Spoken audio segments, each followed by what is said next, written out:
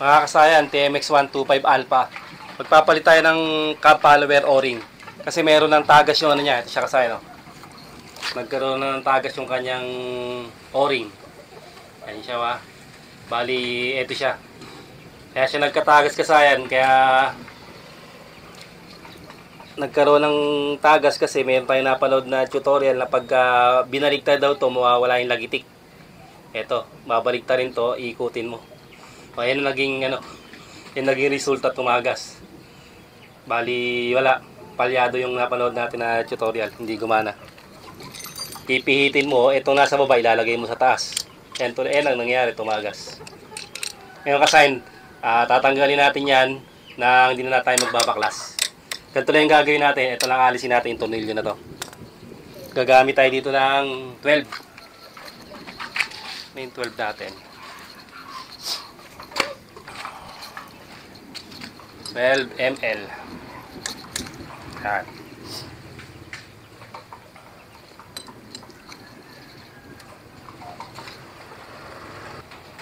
Pag natanggal nyo na to kasayan, dito na. Tingnan nyo itong pinakabutas na to.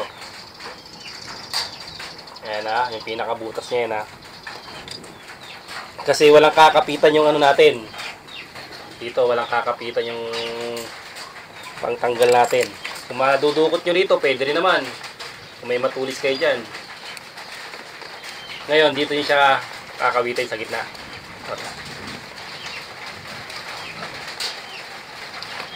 Dahan-dahan lang ha.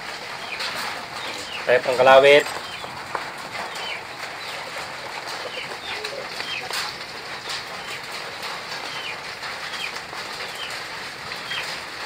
Dito ha. Ngayon kasi pag di nyo makakalawit dito, i-relax lang natin yung makina ano. O dito, kawit mo dito ha. Dito ha.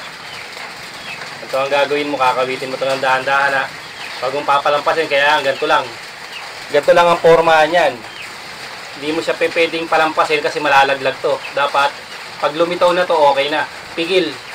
Pigil siya pa konti-konti lang pagka iyaano mo to.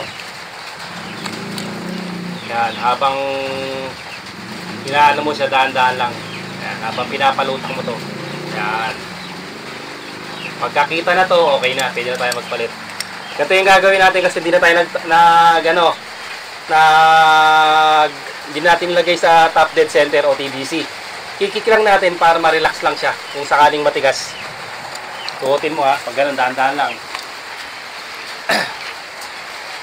Kikik natin ang dahan-dahan to. Ayan. Okay. Di pa.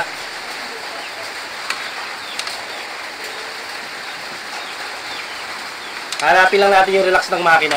Yan. Okay na.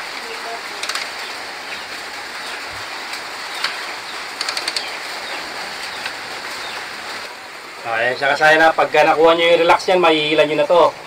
Ayan o. Huwag nyo lang isasaganda. Okay na yan. Hanggang sa makita nyo lang yung yung tatanggalin natin na o-ring. Ito yung o-ring oh.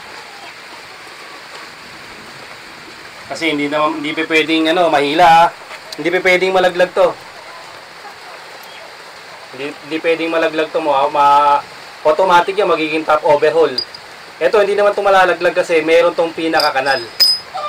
Yung wave washer niya Hindi naman malalaglag yan kasi dahil meron yung pinaka-kanal sa loob. Kumbaga parang ganito. Ito to, may ganito.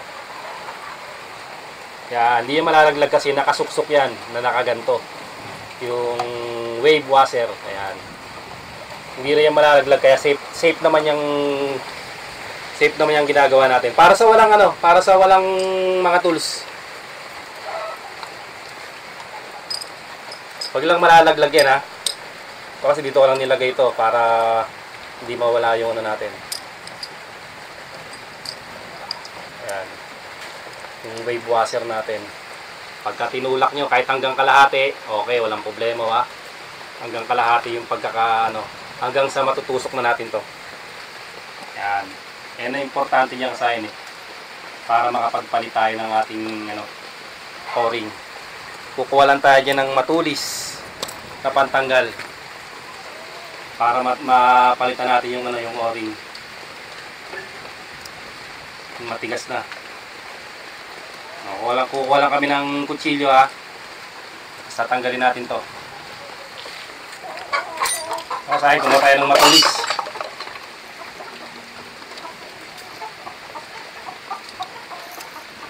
Ang tigas niya ha.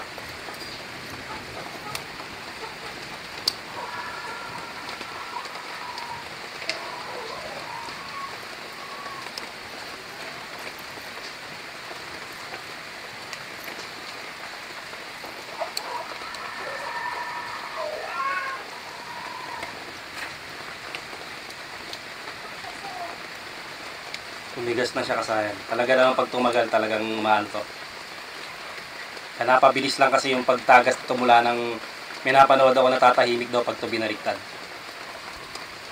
Eh, binaliktad natin, hindi naman nagbago yung tunog, ganun pa rin. Yun.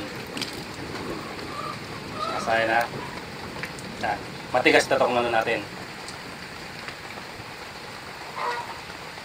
Tapos, linisin lang muna namin to. Pagkalinis kasi, lagyan lang ng ating konting oil ha. Uy, naparami. Ito maganda rito kasi original na yung gagamitin natin na ano O-ring. Nabili ko to sa halagang 150. Rig na siya para pang matagalan.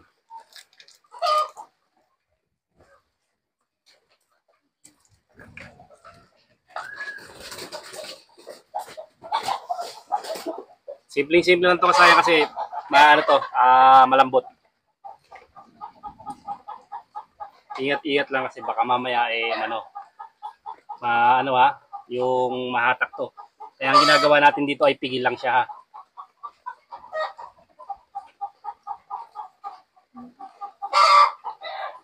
Okay. Pag lumapat na yung ating O-ring, lumapat na siya, pasok natin. Ito yung guwit niya na. Yan. Eh, yung guwit niya nakaganyan para diretso dito. Yan yung guwit kasi yung butas. Pag nakaganto, hindi papasok yung ano natin ha. Hindi siya papasok. Dapat nakadiretso na ganyan. Tapos pag papasok na natin siya.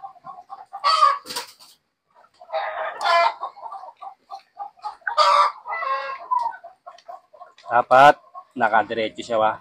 Yan. Kahit magbaliktaran ka sa'yo, walang problema. Okay lang yun. Kung gusto niyo naman na yung pa rin sa dati, pwede rin naman. Kabit na natin yung tornilyo.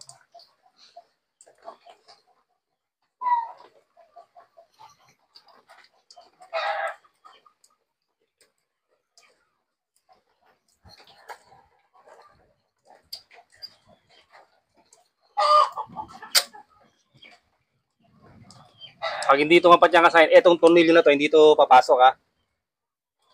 Pag hindi tumapat to, hindi papasok yung tornilyo. Pero pagka pumasok siya, ibig sabihin natapat na siya.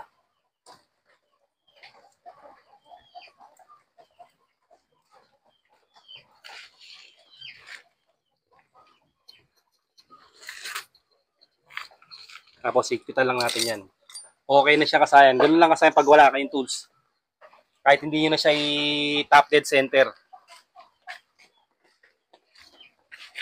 Kailangan lang hanapin yung relax ng yung relaxing ng ating makina.